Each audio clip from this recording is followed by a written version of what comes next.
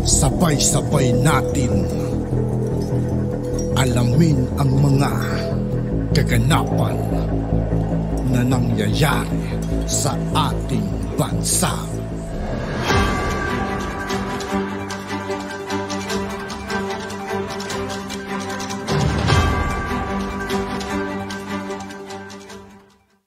Yo, what's up mga kaibigan? This is I2K po again. Ngayon nandito ulit tayo sa channel ni News PH. Dito naman ulit tayo magbibigay ng komento at reaksyon. Kaya samahan nyo ako guys. Let's go! Si BP Sara po, tinambakan si BBM at si Tambi, Martin Romualdez po ay lalong nangulelat sa latest SWS survey. Yan, mga walang silbi. Yan po nakikita nyo sa kasisira sa mga Duterte. No? Ito po ang latest survey, no?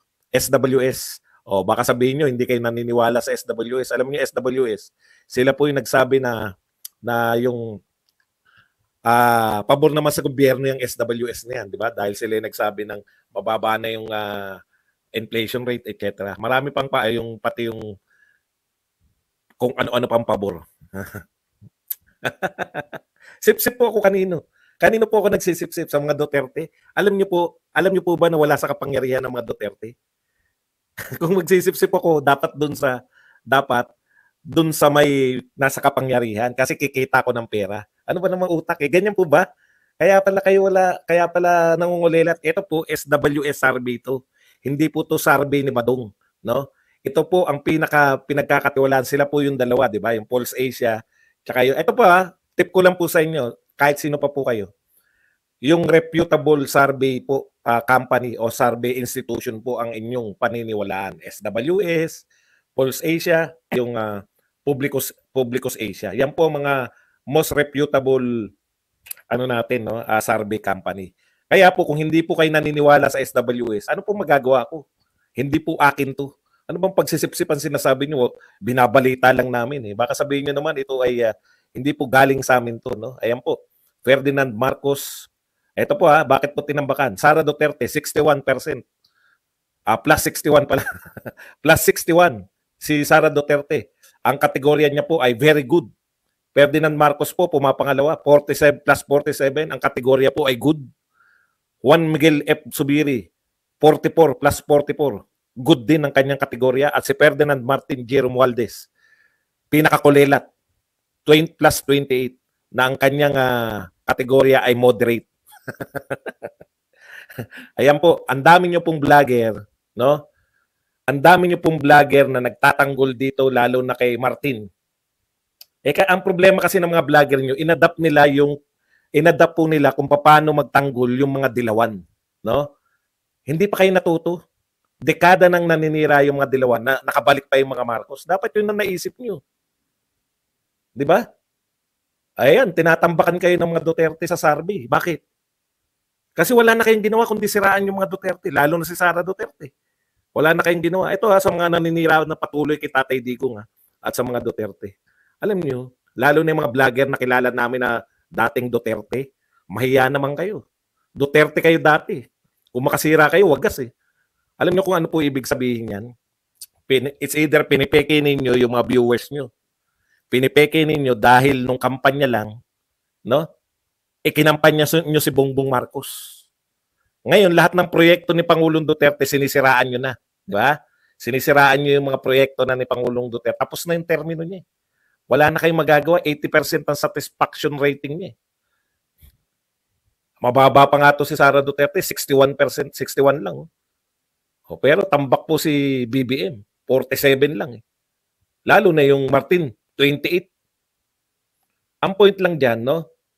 Nung eleksyon, dapat hindi nyo sinuportahan si BBM kung talagang hindi kayo naniniwala kay Duterte. Bakit? Sabi ni BBM, itutuloy niya. In fairness naman po, may nakita akong mga pinagmamalaki. Lahat po yung continuation ng proyekto ni Pangulong Duterte. Wala pa pong bago eh. Di ba? Wala pa kayo eh. Bakit wala pa? Naghahanap ng pondo. Ibig sabihin yung mga under, ano tag doon? Yung sa ilalim ng lupa. Subway. Yan. Pinagmamalaki na yan. Lahat po ng pinagmamalaki ngayon na matatapos sa termino ni Pangulong Marcos, nasimulan po yan ng Pangulong Duterte. Wala po kaming problema dyan. Kasi naniniwala nga kami sa continuity. Kaya nga kami umaangal dun sa mga hindi nyo na kinukontinue. Okay. Para po sa mga mahihilig magsalita ng Maudigs at si Digong, ito po balita. Naku, matutuwa po kayo. Yung mga nagsasabing Maudigs at saka si Digong, alam niyo na ibig sabihin, no? Pro-China si Digong. Nagtataka ako sa inyo, pro-China pala si Digong. Kailan nyo natuklasan? Ngayon nyo lang natuklasan? Eh sabi ni PBBM, itutuloy niya yung mga ginawa ni Digong. Bakit hindi kayo umangal? Kami, natutuwa. Kami mga Duterte supporter, kaya nga namin sinuportahan. Dahil sabi niya, itutuloy kayo. Binabanatan nyo ngayon si Digong tsaka Maudigs.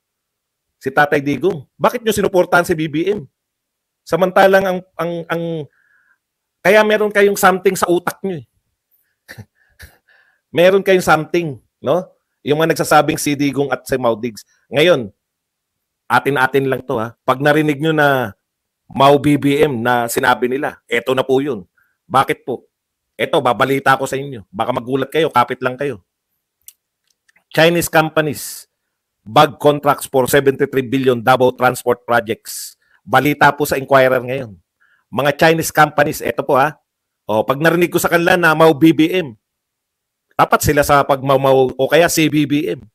Chinese companies bag contracts for 73 billion Davao Transport. Ayan po, President Marcos on Wednesday led the awarding of contracts to 2 Chinese companies that would undertake 4 components of the 73 billion project aimed at modernizing the public transport system of Metro Davao and its adjacent localities. Oh, sinaksihan po yan ni President Marcos at Vice President Sara Duterte. Oh, vloggers, ano na Mau BBM na? Pagkontrata. Ano na? Nagsalita nga pala si Sara Duterte ng inchik ha. Binati yung ano ha. Bakit wala nagsasabing pro-China si Sara? Naroon si First Lady. Guess ng Chinese ambassador. Patay na. Ano na yung mga sinasabi niyong Maudigs, si Digong, ano na? Si BBM na, Mau BBM na, yung tatawag niyo. Ayan, nakipagkontrata yung Pangulo sa Chinese. Oh. Yan yung sinasabi ko sa inyo eh. O, dahil Pangulo na ng Pilipinas yung nakipagkontrata, si BBM na, ano na itatawag niyo kay BBM? O, hindi kayo consistent. Di ba? Hindi kayo consistent. Ang consistent lang sa inyo, atakehin si Digong. Ang consistent sa inyo, atakehin yung pamilya Duterte. Dahil consistent kayo sa pag-atake, actually, wala na yung mga dilawan eh. Nalusaw na eh. Nagtataka nga ako kung nasaan yung mga dilawan eh. Ayan no, February 9. So, binalita na Inquirer, February 9. Ano na itatawag mo? CBBM o Mau BBM? Gawin nyo naman consistent yung panawagan nyo. Matagal na namin sinasabi, no, na yung China, marami silang pera. Ang pakikipagkontrata po ni Tatay Digong sa China, hindi po para maging, puta, daig pa kayo ng Rappler eh. Ang Rappler, alam nila na nagjo-joke lang nung sinabi ni Tatay Digong na probinsya eh. Pahiya na naman. Pahiya na naman ang mga vlogger na mahilig magbansag. Akala ko ba matatalino kayo? Hindi po kami against na makapagkaibigan si BBM sa China, sa Russia, sa iba pang bansa. Eh, nakita niya, nakipag-meeting nga siya kay Joko Widodo eh. Joko Widodo eh. Oh, eh yung Indonesia, meron ng bullet train. Sino po gumawa? Sino? China? Oh, China. Oh, di ba gustong-gusto? Ganun lang naman po talaga eh. Alam nyo kung bakit nyo po pro-China.